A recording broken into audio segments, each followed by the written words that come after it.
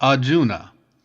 Yet, Krishna, at the one time thou dost laud surcease of works, and at another time service through work. Of these twain plainly tell which is the better way. Krishna. To cease from works is well, and to do works in holiness is well, and both conduct to bliss supreme.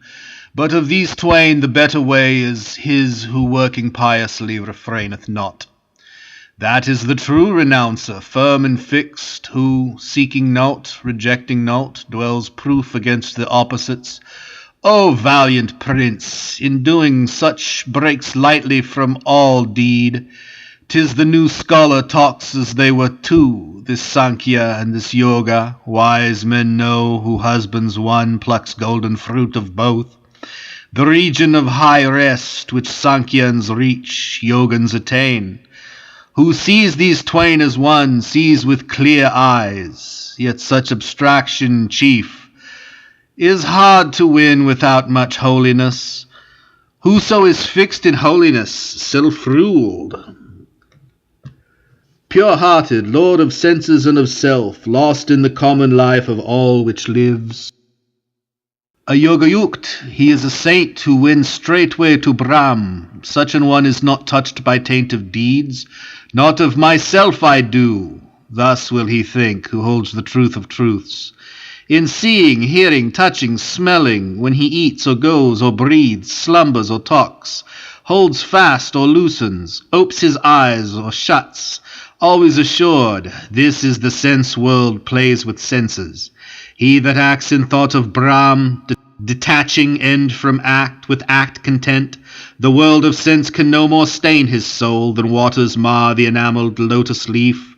With life, with heart, with mind, nay, with the help of all five senses, letting selfhood go, yogans toil ever towards their souls' release.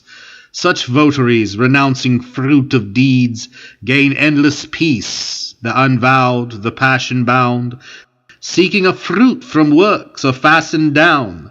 The embodied sage, withdrawn within his soul at every axe, sits godlike in the town which hath 9 gateways, neither doing aught, nor causing any deed.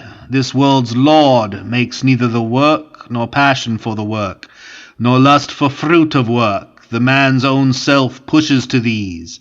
The master of this world takes on himself the good or evil deeds of no man, dwelling beyond.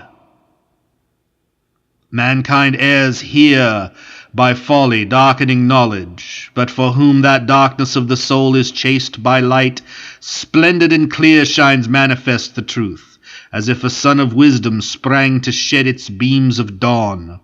Him meditating still, him seeking, with him blended, stayed on him, the souls illuminated take that road which hath no turning back, their sins flung off by strength of faith. Who will may have this light, who hath it sees. To him who wisely sees the Brahman with his scrolls and sanctities, the cow, the elephant, the unclean dog, the outcast gorging dogs' meat, are all one. The world is overcome, aye, even here, by such as fix their faith on unity. The sinless Brahma dwells in unity, and they in Brahma.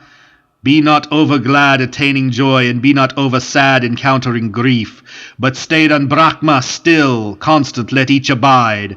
The sage whose soul holds off from outer contacts, in himself finds bliss, to Brahma joined by piety. His spirit tastes eternal peace. The joys springing from sense life are but quickening wombs, which breed sure griefs.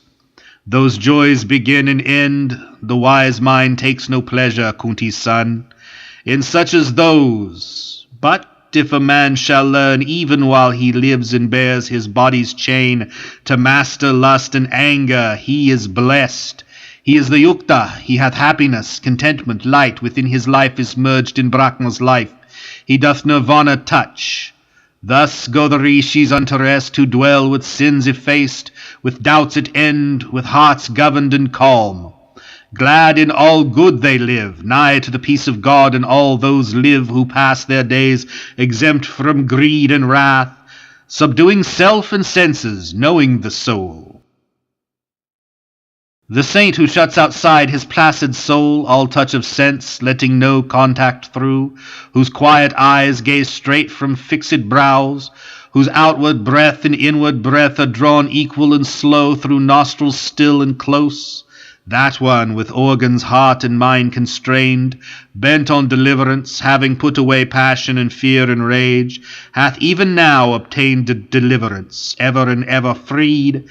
Yea, for he knows me who am he that heeds the sacrifice and worship, God revealed, and he who heeds not, being Lord of worlds, lover of all that lives, God unrevealed, wherein who shall find surety and shield. Here ended chapter 5 of the Bhagavad Gita, entitled The Book of Religion by Renouncing Fruit of Works.